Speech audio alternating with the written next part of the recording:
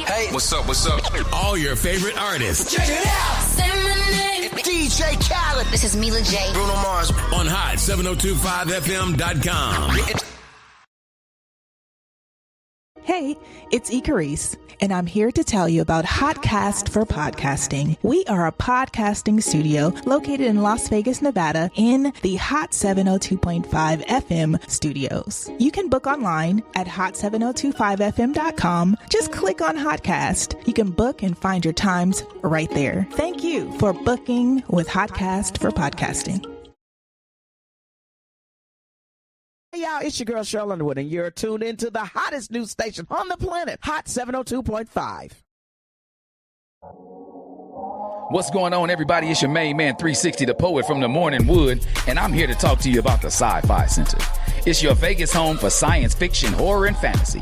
From comic books, toys, and posters to movie screenings and live events, they've got you covered. Located at 900 Karen Avenue, Suite B209, give them a call, 702-900-4335, or reach them at thescificenter.com. Tune in now on hot7025fm.com.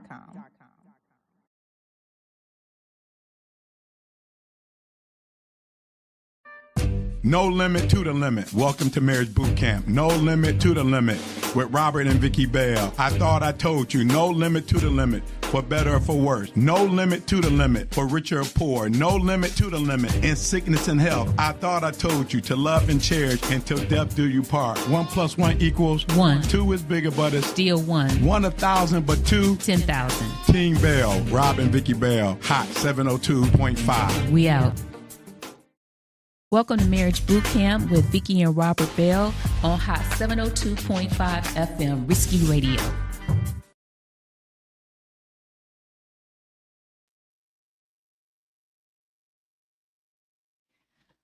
Hello there. Welcome to Marriage Bootcamp / Marriage Warfare. I'm your co-host, Vicky Bell, and we want to welcome you this morning. This platform was created for those who are striving for a marriage mindset.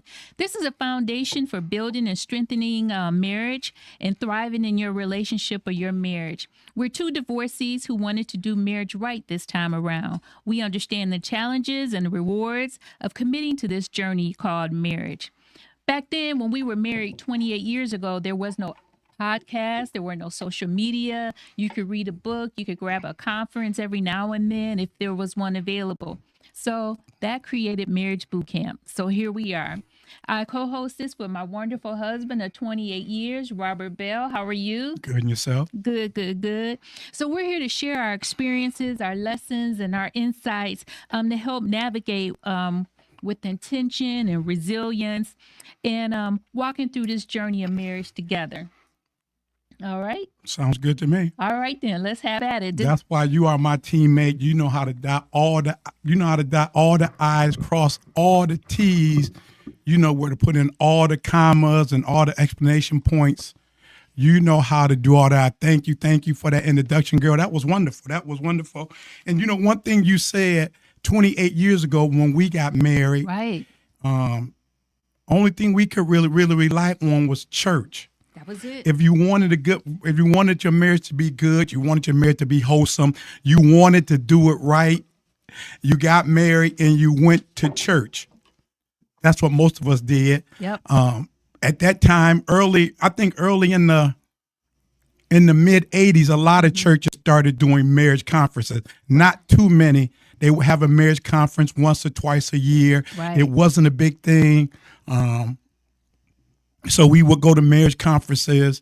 Like I said, you could read a book, but a lot of the books wasn't written for us. No. You know, black love is different from most love. That's Black right. love hard. That's Black right. love strong.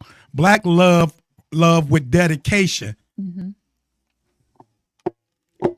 Black love is different from other love. So a lot of those books that was being written, we really couldn't comprehend. They really didn't understand. It's different me reading a book Praying Husband and Praying Wife. Was that the name of those books? Praying Husband, Power of a Praying Wife. Power of a Praying Wife, and Power of a Praying Husband. It's different praying for Keisha. It's different praying for Vicky than praying for Karen or Becky.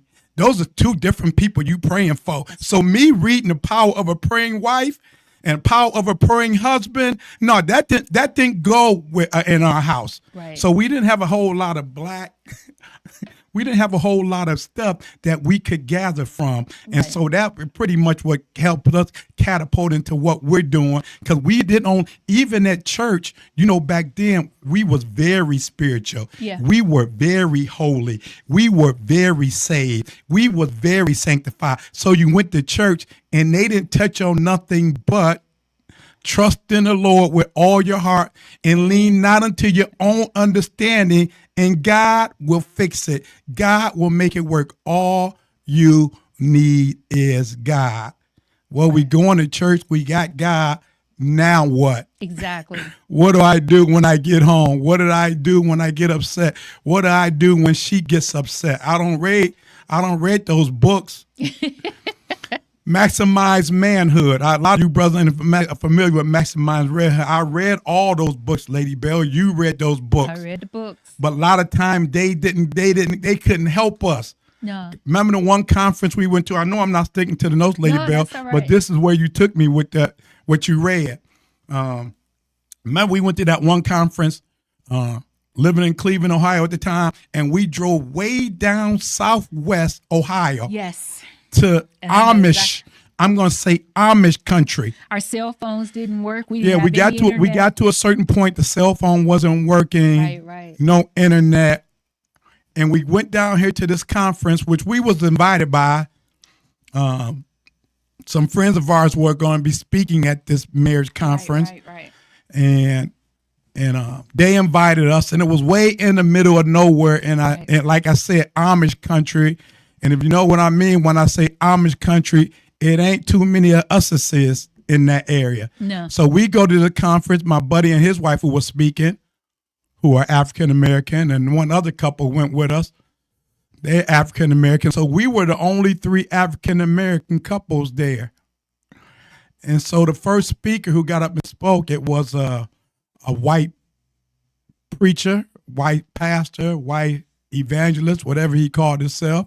He got up and he said, him and his wife stood up and they said, our message is on conflict resolution. So keep in mind now, we talking about black love. We love different. We're passionate. So I'm sorry I'm going to stick to the notes, Lady Bear. I'll get to the notes. But since you brought all this up, this mind of mine go 1,000 miles an hour. So here this man is talking about conflict resolution. Let me see, at the time, that had to be 20 years ago. So we like 40. And I would say he was probably early 40s too. Mm-hmm. So he gets something, he said, conflict resolution. When you get up, so he was holding a tennis. He called his wife up. Mm-hmm. He was holding a tennis ball. Do you remember this, Lady Bear? Oh, absolutely. He was holding a tennis ball and said, when you're having a discussion with your wife. A heated discussion. He didn't say heated discussion, but. He said, when you're having the discussion with your wife. And you're talking, it's just like playing tennis. And so when the ball is on your side, that's when you talk. When you have the ball in your hand. That's when you talk. So just like playing tennis. Right. So if I don't have the ball, I can't talk. Right. As long as you have the ball, you can talk. Long as I have the ball, long as we're playing tennis, long as the ball is on my side of the court, I'm in play. Right. You have to wait until I return the ball to you. Right. So here this man is standing up there with a tennis ball in his hand, saying, this is how you handle conflict, be it heated, be it a conversation, whatever. He's holding the ball and he said, now I'm done. And then you pass the ball to your wife. Right. And once she received the ball, you remember what he said? Once he received the ball? Then that's when I can talk. But what did he say? How do you start your conversation? I don't remember that part. let me get this clear. You said yeah. you had to repeat what I said so to show me that you were listening. Yes, dear. This is what. So he handed the ball to his wife, and she said, "Yes, dear. You said blase, blase, blase, right. And I understand that you said blase, blase, blase. But this is how I feel." So after about passing the ball 3 or 4 times, both of them doing that, I leaned over to Vicky and said, "I'm about to grab that ball and throw it." I'm about to grab that ball and throw it because this sounds crazy. That was 20 years ago, and they're talking conflict resolution. Right. So we talking about marriage and marriage boot camp and marriage warfare and the transitioning from boot camp to warfare and learning how to deal with conflict resolution, learning how to deal with each other, learning how I know I love you, but do I like you? I know you love me, but do you like me today? Exactly. Learning how to deal with that, learning how to have to say that I do and I will, and for better and for worse. After all of that. Mm-hmm. And now, as I said last week, we're in the bunker because you don't really find out who you married to until you're in the bunker. You don't really know who you married to until you go home. Lady Bell, I have heard it said. Now, we lived together at once upon a time when we were dating. We lived together, also known as shacking, also known as living in sin, all that good stuff. Once upon a time, we lived together. Then we went our separate ways. Then we ended up getting married. Now, I hear people say they live together and then they get married, and you're not the same person you was. I mean, I don't heard stories where people live together 5, 6, 7, 8. Remember, we counseled that one couple. They had lived together for 10 years and got married and got divorced after 2 years because he said she changed. She said he changed. How do you live with somebody for 10 years? What do you mean you didn't see that? You live with that woman for 10 years and you didn't see that? Right. You live with that man for 10 years and you didn't see that? What do you mean you didn't see that? How do you live with somebody for 10 years and then you get married and the marriage don't even last 2 years? Jump in anytime, Lady Bell. I'm on a roll. No, that was facts. But I want to go back to the conflict resolution with the tennis ball. And as Robert was talking about, as African Americans, we love differently. We are different. We're more passionate with our love. We're more pretty much, I'm going to just stick with passionate with our love. So to give us tennis balls and use that form of conflict resolution didn't resonate with us at all. And Robert always took the initiative to find marriage conferences for us to go to, because as I said in our introduction, we always went to marriage conferences and tried to do things to better our marriage because we were vested and we wanted to do it right this time. So when we were sitting there in that conference, which we had paid for, and that was their answer, and that was their solution, the conflict resolution. Right then and there, we knew we were not, it wasn't for us. So as time went on and we continued to go to marriage conferences, here we are. We're like, no.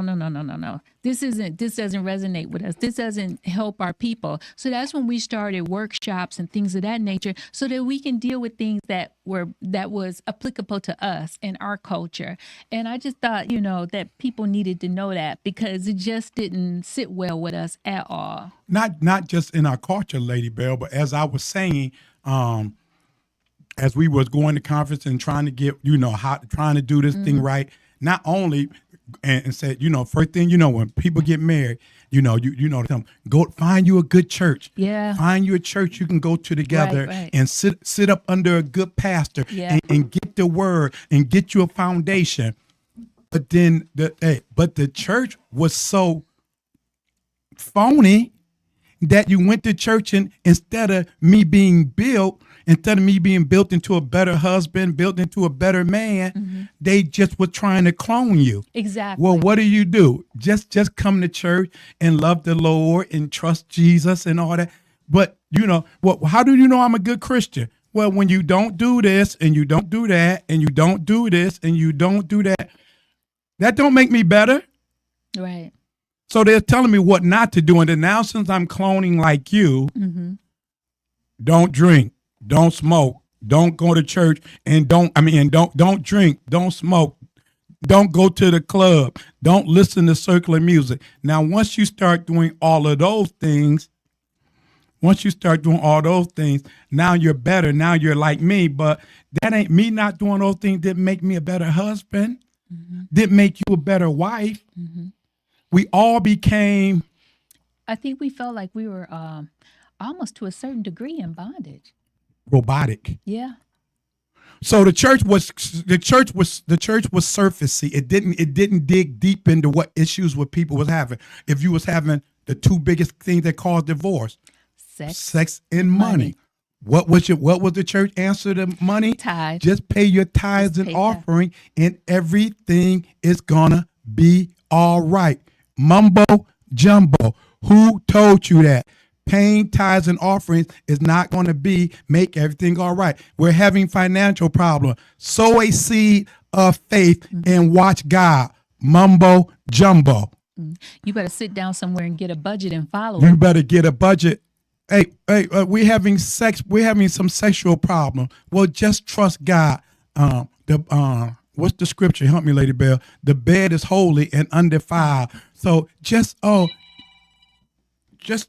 your husband, just love your wife, and just talk about it, and it'll be. The church didn't even want to deal with sex. No, they did not. They didn't want to deal with sex. So you sitting up here talking about trusting God and loving God and having a foundation in Christ, but we arguing about sex and money. And it was hurtful to see people struggle like that over practical things, and it was just heavy on our hearts. I think just to because the church's answer for everything was just to pray and believe God. And if it didn't come to pass after you prayed and believed God, what sin was in your life? What sin was in your life? Oh, ye of little faith! It's your unbelief. Mm-hmm. So we not only that we want to clarify and help things in marriage, we want to fix some of that stuff that we thought the church is just continually telling us to do this and do this, and looking around and everybody, Lady Bell, before I met you, well, you know the situation. When I got divorced in 1990, 91, whatever it was, boy, you would have thought I had leprosy. Nobody back then you didn't get divorced. Divorce wasn't that rapid in the church. Mm-hmm. Boy, you saw how they treated me. You would have thought I had leprosy stamped on my head. They wouldn't talk to me. They disfellowship me. Yeah, they did. They disfellowship me. Oh, he got divorced. Mm-hmm. He got divorced. He what was he doing wrong? Mm-hmm. But then now, by the time we got married and started going to church, everybody was getting divorced. Yeah, everybody was getting divorced because now people are dealing with issues. Mm-hmm. People are dealing with issues and revealing their issues. Yeah. It ain't hey, I'm tired of just coming to church and saying everything is okay. I'm tired of coming to church and laying on the altar. Let me tell you something, young man. If you getting married, if you getting married, plan on getting married sometime soon, you already married. I'm going to say that for later. Lady Bell, I appreciate you. I appreciate you because now you got that little clock in my head. Every time I want to say something that might go real left, I can hear you say, think twice, Rob. Think twice. Now, that might be a New Year thing. Because, if we would have started this last year, I probably wouldn't have thought twice, because I will shoot from the hip real quick. But I'm going to bring it back up, but I'm going to wait until that can come back up in our notes. So okay. we just trying to help. Just trying to help. These are our answers. These are our opinions. And when I say our struggles and our ups and downs of marriage that we've been through, ups and downs mean you're going to have some good times. You're going to have some great times. You're going to have some hard times. You're going to have some good years. You're going to have some bad years. Mm-hmm. You're going to have a good week. You're going to have a bad week. Mm-hmm. But it's learning how to deal with it. And what we talked about last week about the French Foreign Legion, that's what their motto was: march or die. Mm. March or die. no surrender, no retreat, no man left behind. Mm-hmm. See, and that, you got to have that same motto. That's a motto, a mantra. You got to have that same mantra for your marriage. Mm-hmm. If we got to march or we gonna die, baby. Now we in. But see, you don't realize those things until you get married. Now we're in the thing called marriage. Now we're in the bunker. See, that's why we're trying to go over these things that, like I said, when we got married, we had to plan, recall and review. Why do we do a recall and review? Because we forget so fast, Lady Bell. We forget so fast. We go somewhere and, man, that was, well, what did they say? I don't know. We went to all types of conferences. Even when we was building our business back in the day, we would go to those conferences, those real estate conferences. Oh, yeah. We go to those real estate conferences.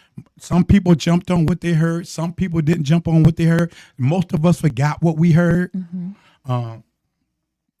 So, we like to do a recall and review because you can sit somewhere and hear something and you walk out and you literally forget the majority of what you heard. Why do we forget what we heard? Because of the distractions of life. Yeah. Because the pains of life, distractions. Right.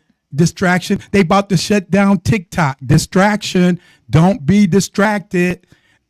Don't be distracted. They about to shut down TikTok. Snoop Dogg and Nelly and all of them is singing at the inaugural ball. Nelly too? Yeah, Nelly too. Oh. Wasn't it Nelly who said he call that dude in one of his songs? Yeah, he did. So yeah, he's going to the inaugural he too. did. It's all about distraction, y'all.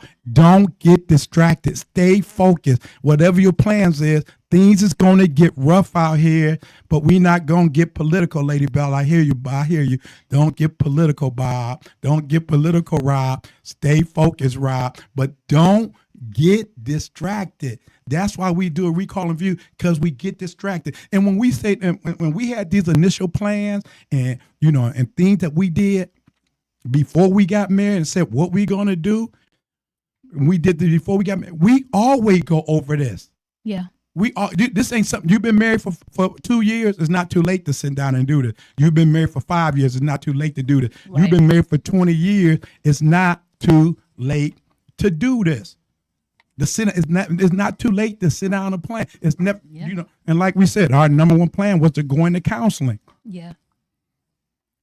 We was going to do 8 sessions of counseling, and the things that we was going to go over in counseling: finances, our love life, a budget. A budget, like we just said. Finances is one of the biggest killers in a marriage. Mm-hmm. Now, let's say when we got married, Lady Bell, jump in. I know I'm on the road. You come on. Yeah, you kind of, you didn't lose me there, but I was still stuck back on talking about our experiences and things like that. But finances is huge. Finances is real huge. And I think you need to get a budget and stick to it, because like Robert and I, now we're at that retirement age or that pre-retirement age. And when I think back, the church is... Well, I'm done. I'm waiting on you. I know you're done. I ain't going back. We know. After that disappointing letter I got today. Robert's done. He's waiting on me to retire. I got a little bit longer to go.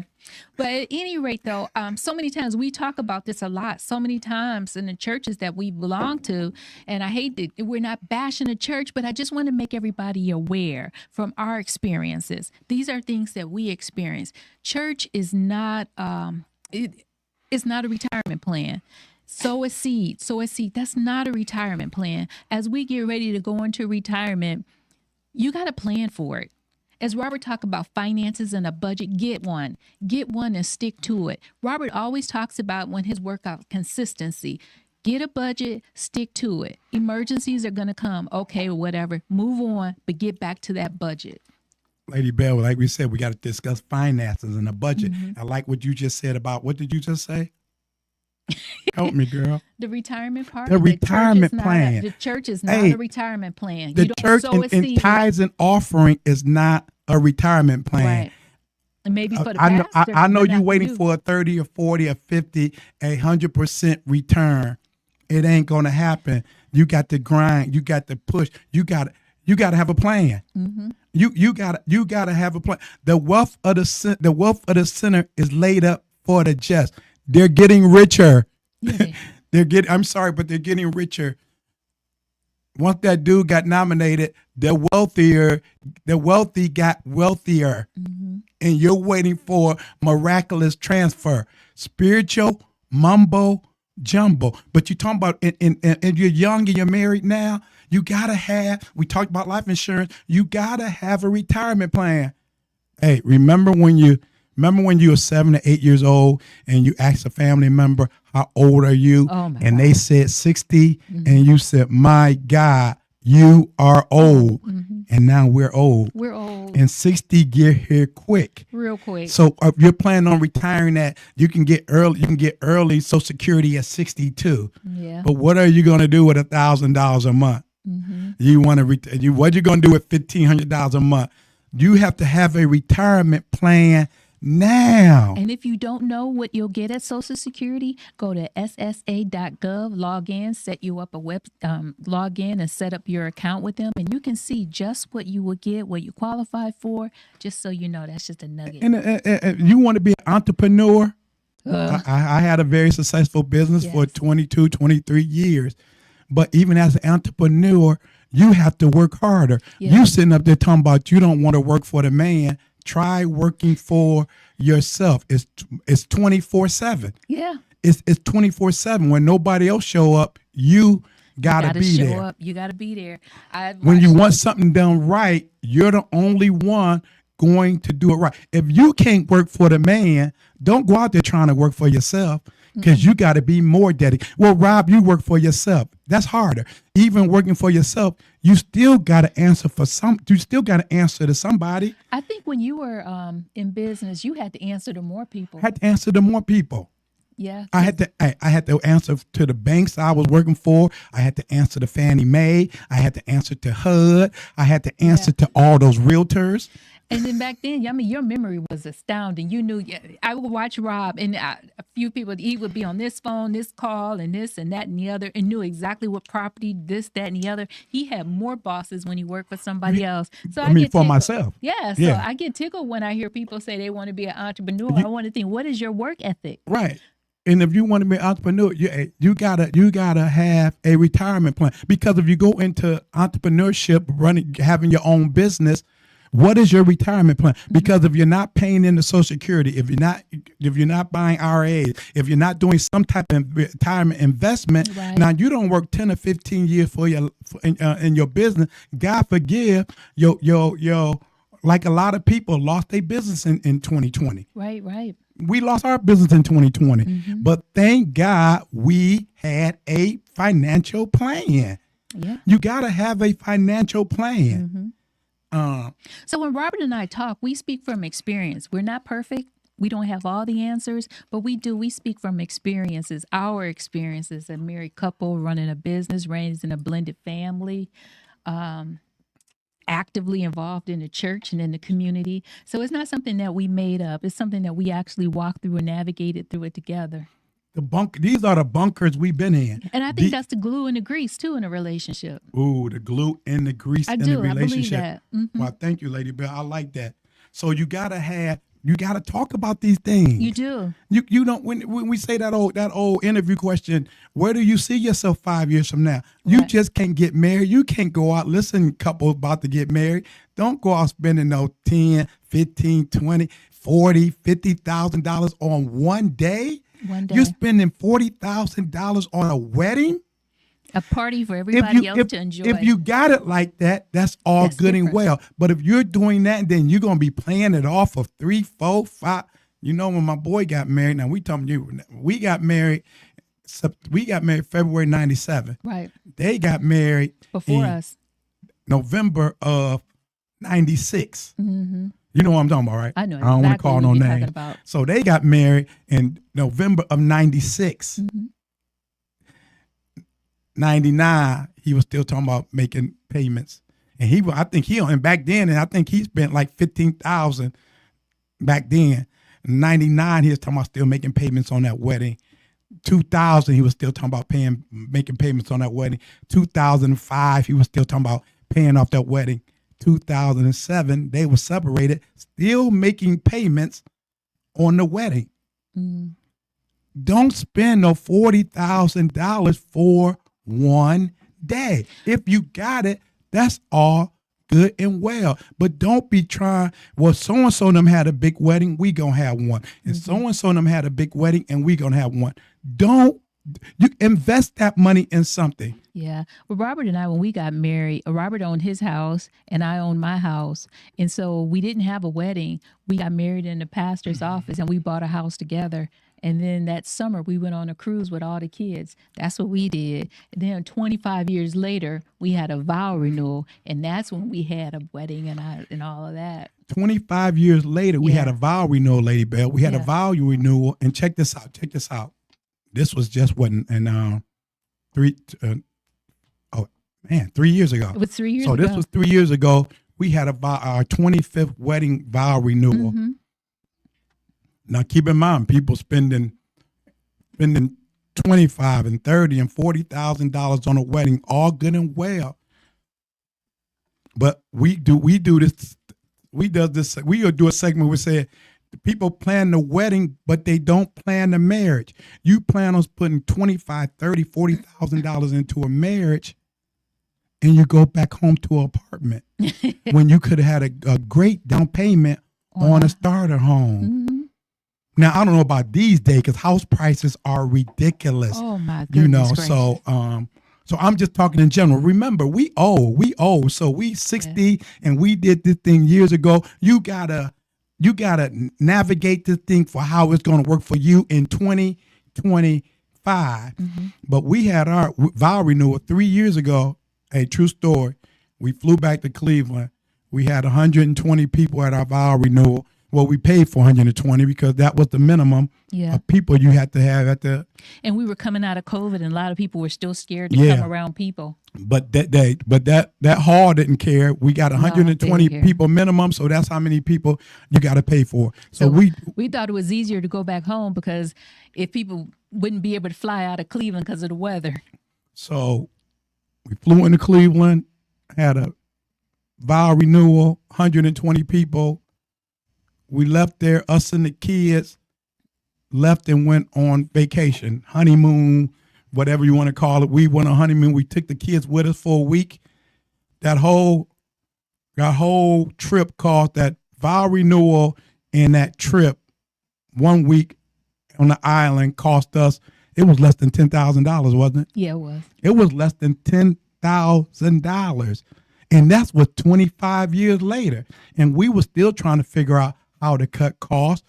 Don't just throw money away. Like we were saying, part of the plan of life insurance, getting a good life insurance policy. I can't afford a life insurance policy. Yes, you can.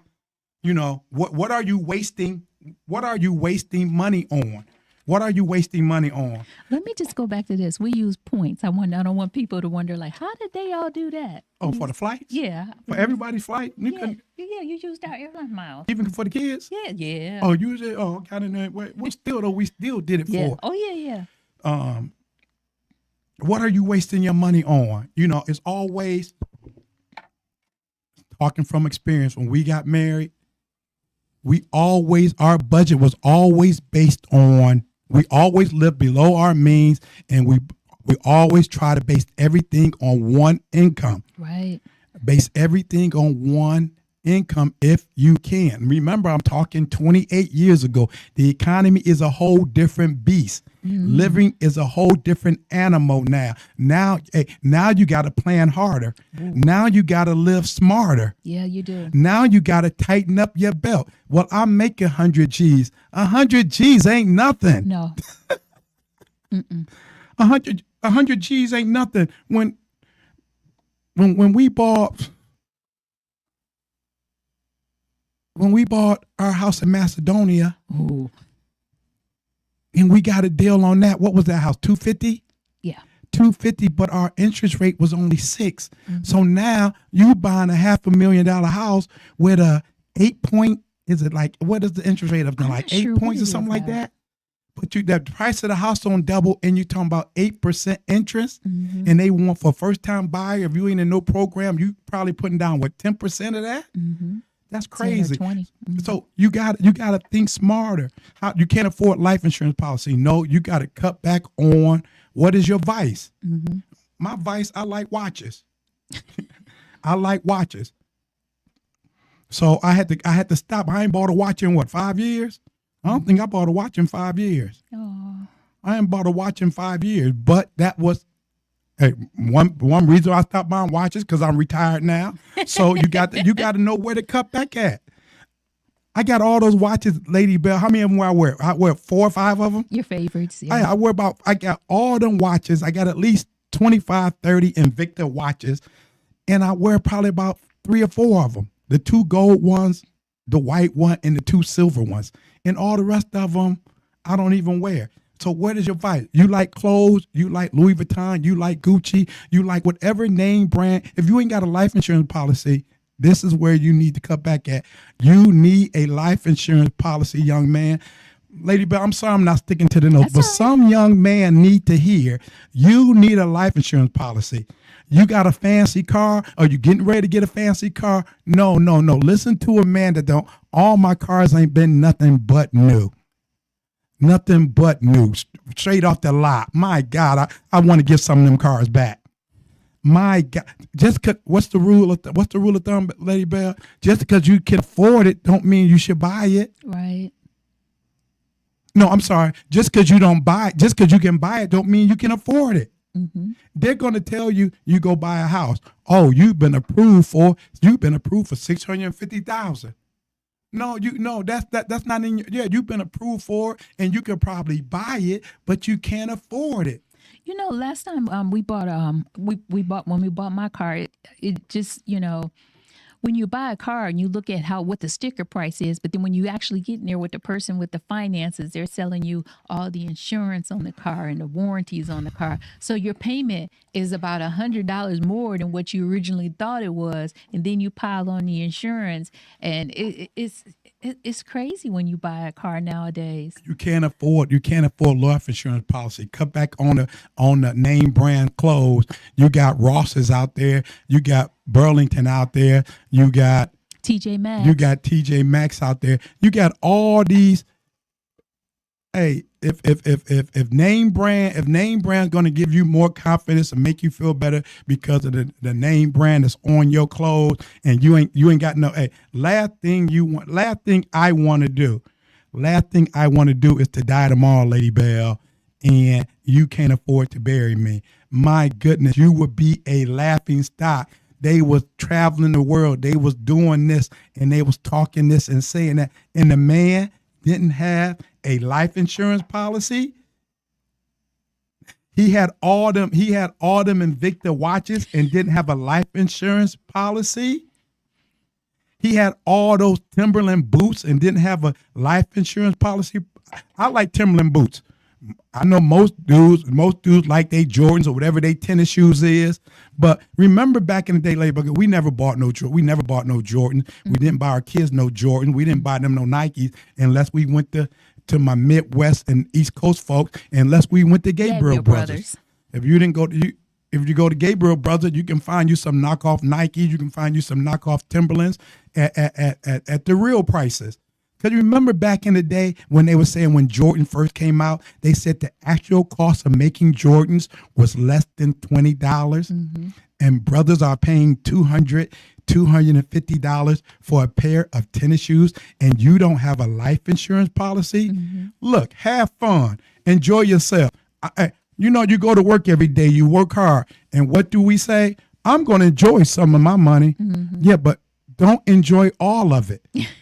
Don't enjoy all of it. You work hard. Yeah, I'm going to have fun. Trust me, nobody's going to have more fun than you. You don't think so? You think anybody can have more fun than me? No. I don't. But you got to have a balanced life. Have fun, but have your SHIT in order. That's true. Hey, another thing, Lady Bell, can I hit on with this? You can't be paying tithes and offering and you don't have a life insurance policy. Don't be paying tithes and offering and you don't. I got to make sure my tithes, you been paying tithes and offering every month, young man, and you don't have a life insurance policy. Because trust me, if something was to happen to you tomorrow, pastor in the church ain't doing nothing for your wife. I meant to say snot. They're not doing nothing for your family. They're not, trust me, I don't been in church for 35 years. I don't seen a whole lot of sisters get left crying at the altar. Call on a Sunday morning. You know, my husband died, Pastor, we need you. Talk to the secretary. She'll set up an appointment. Mm-hmm. Then they call the office. I need to set up an appointment. Well, Pastor, it's 2 months out. You know why they put you 2 months out? Because they giving you 2 months. By 2 months, when you go and see them, you should have had that straightened out. Mm-hmm. You should have went to somebody else by then. Do not be paying tithes and offering if you do not have a life insurance policy. That's on the list too. Y'all going to brunches. Brunches is expensive, Lady Bell. Oh, I know you know. Brunches is expensive. You know, maybe about 3 years, right? I think right after the pandemic, I don't know if it was right after the pandemic, right before the pandemic, we was going out every Friday night. Oh, yeah. We was going out every Saturday night. We was going to brunch every Sunday. And then lo and behold, my financial advisor over there, she would have me on Monday morning, I wake up, she would show me all my weekend expenses. And I said, this was for the month? No, that was for the weekend. Wait a minute. You mean to tell me we went out dancing and I spent $200 dancing and drinking and eating? Yeah, you spent $200. Hold it. Saturday night, I spent another $150. Yeah. Hold it. We didn't do nothing but go to brunch on Sunday. Yeah, we went to brunch on Sunday, but we ate. You know, you went to that fancy brunch place, you know, and then, yeah, you got, your plate was $45. My plate was $30. You got bottles mimosas. That was another $35. Yeah. So, yeah, you spent another $150. You know you love to tip. That's not even what you took out your pocket and you tipped all the help because you love to tip. So you probably spent another $100, $150 in tips. Quit wasting your money brunching. Quit wasting your money going to brunch every Sunday. And you ain't got no life insurance policy. Am I sticking on this too long, Lady Bell? Somebody need to hear, especially living here in Vegas. Remember when we first moved here? No, not just living here in Vegas. No, but remember when we first moved here? Remember when we first moved here and we would see these crazy car accidents? Yeah. Cars flipped over. Yeah. Cars hit bumper to bumper all the way up to each other's windshield. Mm-hmm. Car all the way up the ramp. And you like, how did that happen? Yeah. Because everybody drinking till 3 and 4 in the morning and then driving. Mm-hmm. Nobody. Remember our friends called us that their cousins came here and got killed in the accident? Yeah. They on vacation in an Uber and a drunk driver hit them. Mm-hmm. Put your seatbelt on. They didn't have a seatbelt on. They both got ejected from the car, 40 years old. Public service announcement, wear your seatbelt. Three kids lost their mother and their father who was here on Vegas on vacation in an Uber, being safe, and a drunk driver hit them. They didn't have a seatbelt on. They both got ejected from the car. That's why you need a life insurance policy, because God forbid, nobody wants to die tomorrow. Nobody want anything tragic to happen, but life happens. Mm-hmm. And somebody need a life insurance policy. You can't leave. Before I moved here, I had my insurance man. I got my insurance man at 19 when I got married when I was in Cleveland. Mm-hmm. And Dave Graham was my insurance man until that was when I was 9. That was until we moved here. That was 1984. Dave Graham was my insurance man until 2012. Dave Graham was my insurance man. Rob, you're getting remarried. You got 4 kids now. You need to up your life insurance policy. Are you just including your kids, or are you including hers? No, I'm including all the kids. Yeah. Let me just touch on something right here because, we've seen some tragedy throughout our marriage. And as your kids get older, you still might want to continue life insurance policies on your kids as they go off to college, as they enter their 20s, 30s, until they get established. Because, oh my God, you hate to think of it, but you hate to get that phone call, and now you're trying to figure out and scramble because they were adults. How do you pay for the funeral expenses of your child? Number one, you're grieving, you're devastated, and now you're dealing with the financial burden. So as your kids, as they grow, and depending on what their situation is, you might want to maintain a policy on them as well. Keep a policy. I don't know how long do Goober last? Gerber? Did you have those Gerber policies? Remember when those Gerber policy was popular? Yeah. I don't know. Is that still a thing these days, Gerber? I don't know. But see, and since we don't been on this thing, Lady Bell, we down to the last 8 minutes. We might as well write this insurance thing out. I was thinking about this earlier. I think last night, I think it woke me up. Because me, I'm a firm believer. Like I said, Dave Graham was my insurance man since I was 19 years old. Apostle Lewis Greenup asked me, young man, do you have a life insurance? See, you only need one person to change your life. You only need one person to give you a motivational moment. Yeah. Young man, do you have a life insurance policy on your life? You got that beautiful wife and them 4 kids? Yes, sir. Okay. He said, you know what's great about a life insurance policy? Do you know what Apostle Lewis Greenup told me about what's great about a life insurance policy 20 years ago? May he rest in peace. I love you, sir. If something was to happen to you, it is like saying, I love you from the grave. Yes. Your wife ain't financially struggling. Your kids ain't struggling and all of that. At least they got your income still taking care of them. What good it is you got, we talked about it before, Lady Bill, having car insurance and home insurance and phone insurance.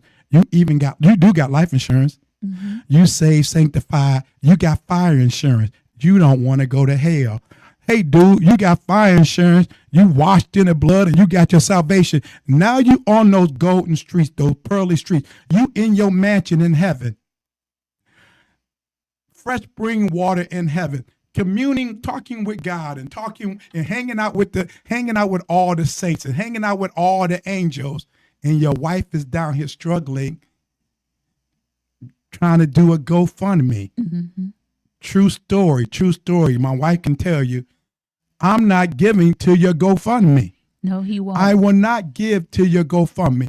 Now, if something was to happen to a child or something like that of yours, but if you die and you didn't have a life insurance policy, and every time I see you, you Gucci down to the socks.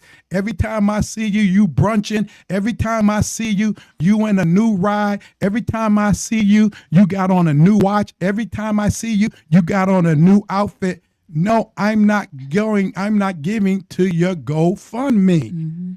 If you don't heard me say, get you a life insurance policy, because it's telling your wife, I love you from the grave. I'm up here in heaven. I'm good. It don't rain up here. I'm good. I don't need no money up here. We walking on streets of gold, girl. I don't need no money up here. But I'm going to make sure you are okay. If nothing else, make sure I ain't worried about her. Shame on you. People feel that way. Yeah, she just gonna have to make it work. Mm-hmm. Mama, I got it. And then this killed me. Yeah, I got a life insurance policy. My mama getting 75% and my wife getting 25%. What? Where do they do that at? That's why you need marriage boot camp. You got married dudes leaving their mama half of their life insurance policy. Yep. Where do they do that at? In a lot of marriages that we've encountered. In a lot of marriages. You must talk about these things, because life is going to happen. You're going to end up in the bunkers of life. But you know what good thing about being in the bunker, Lady Bell? If you're in the bunker, if you're in the thing of marriage with the right individual, we march. When things get rough, we march or we die. Mm-hmm. When things get rough, no surrender, no retreat. No, hey, what did I say for all of 2020? No matter what. Mm-hmm. The doors are closed. We're going to keep on pushing no matter what. The doors are closed. We're going to keep on grinding no matter what. Yeah, I think it's important what Robert's talking about because we don't know. We are really walking into some unprecedented times, and we don't know what the cost of things are, gas, groceries, everything else. You all have to be on the same page. We talk about 1 + 1 = 1. If ever there has ever been a time that a marriage needed to be unity and walk in one, be in agreement, it is now. It is sure enough right now. Because you said if ever a time. If ever a time. If ever a time. Yeah. I mean, we've never seen what's happening before. We've never seen this before, you know? And it just hurts my heart when I hear people talk about her money, his money, this, that, and the other. You know, a house divided will surely fall. Right. And right now, you really need to be on one accord. And you're gonna have good times. You're gonna have bad times. It's gonna be, you know, everybody's like, oh, it's Israel and Hamas called a peace. They called a peace or truce and all of that. You know, peace. It's like, I think right now it's like 15 wars going around the world. It's not that's not the thermometer for what's going on.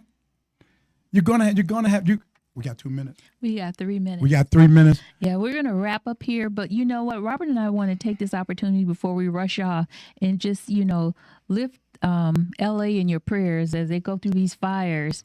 It's they're suffering and they're struggling over there. So when you think about LA and the fires and the families and the people that are impacted by that devastation, just lift them up. Go ahead. I was letting you roll since I've been rolling all this time. My motivational moment. Have a motivational moment. My motivational moment right now, this time of the year, as people fall off of their commitment and dedications with their resolutions, consistency. Stay consistent. If you fall off the wagon, get right back on and stay consistent, and you should see progress at the end of the tunnel. That's it. Consistency. I love consistency. That's your word. No matter what they do, always look for the results. Stay consistent. Team Bell, you know who I am. You know who I'm with. The prettiest one. Team Bell. We out.